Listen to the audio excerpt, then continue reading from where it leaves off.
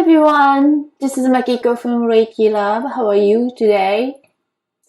Now, one of the questions I often get from awakened or awakening individual is the following.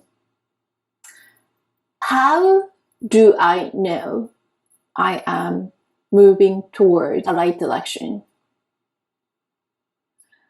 Which material, which person, which teaching, which method I should try first?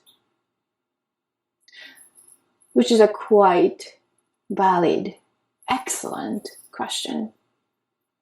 Because so many material, so many things out there.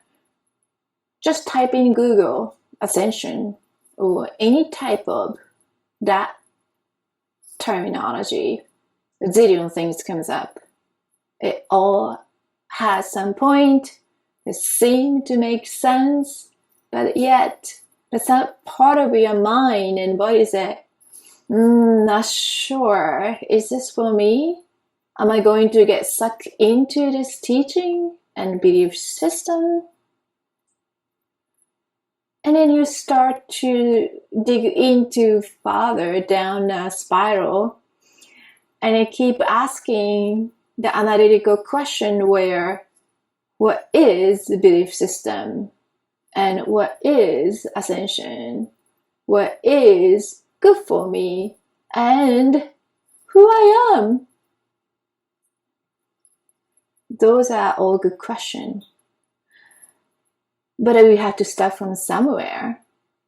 We also need to be grounded. Yes, it's a balance.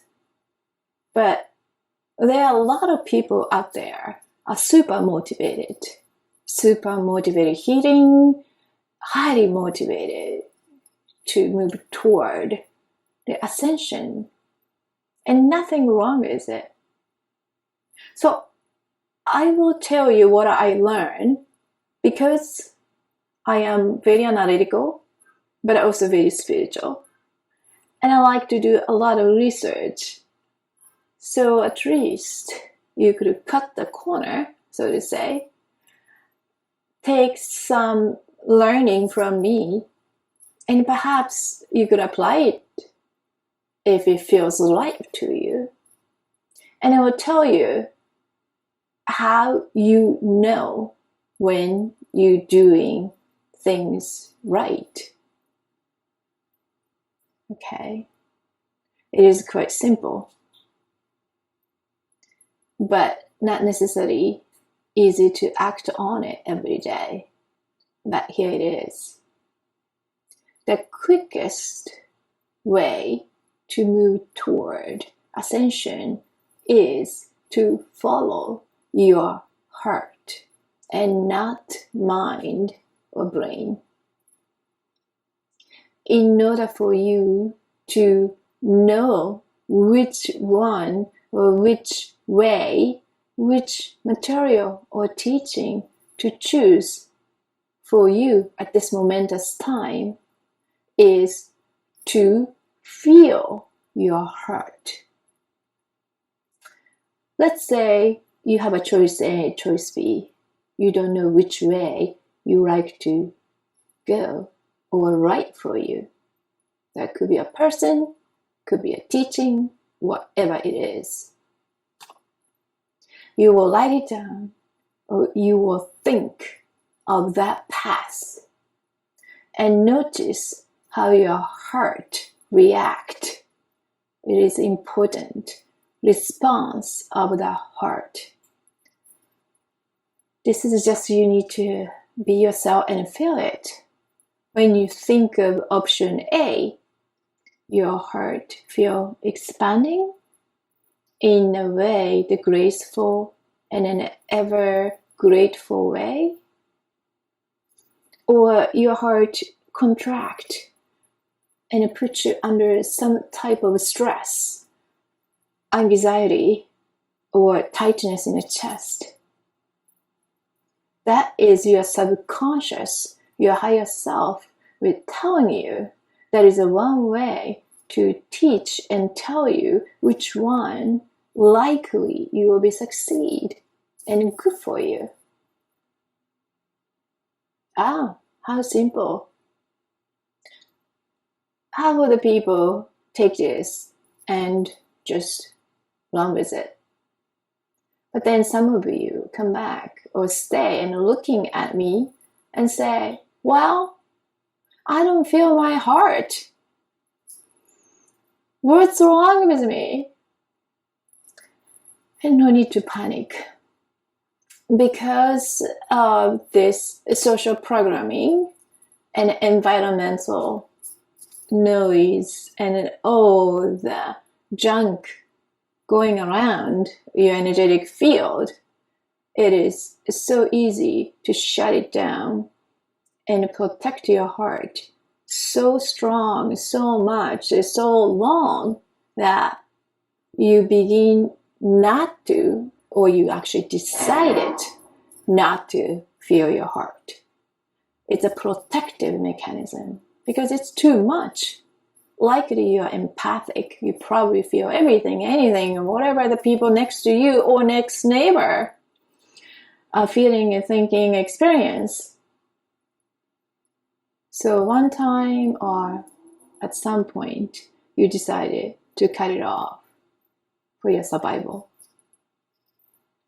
However, if you're motivated to go forward with this path, it is a must to open up your heart. Maybe some healing required, or maybe just a conscious effort. But this is the quickest way to know which way, which path at the momentous time. So I decided to have a heart journal. And I started this type of journaling many points of my life. I have half dozen of journals going on at any momentous time. Because none of those notebook or journals seem to satisfy my needs. So I decided to make it myself. I picked one of the most inspirational cover, such as like this. And then I have a subcategory of all the things I like to track. There's a specific section of heart. There's a specific section of tracking my emotion as an observer. It is important to write down those things. It's not because for record, it's not only because you could go back and measure it. When you write the words and thought onto the piece of paper using your own hand, is a couple of things are happening. First of all, you are translating abstract and energy into some type of form, which is a word, and you are actually manifesting on a physical time and space and writing it down into visual, sustainable form. You are actually transforming cities of energy into more solid and mass, which is a different type of energy. At this point, you already trigger the part of your body system signaling your body that you've done something. You practically activated certain portion of your DNA. Now, by repeating this process, going back to what you wrote and reflect upon where you are now or what you have done, that process itself will further enhance that activation. And by just doing this, you will feel it, you will notice it, you will see the shift. So congratulate yourself when you feel it, and you write that down again. Eventually, that will become evidence for you to know who you are, where you're at, what you have done, how well you've done, and become your strengths. Become it's your inner power and nobody else's.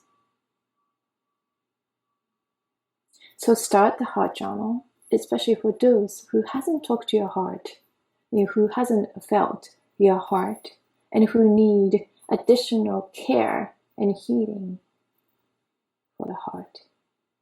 You won't regret it. Try it. If you don't do it yourself, join me in an event and heart journaling meetup. Hope to see you there soon. Bye-bye.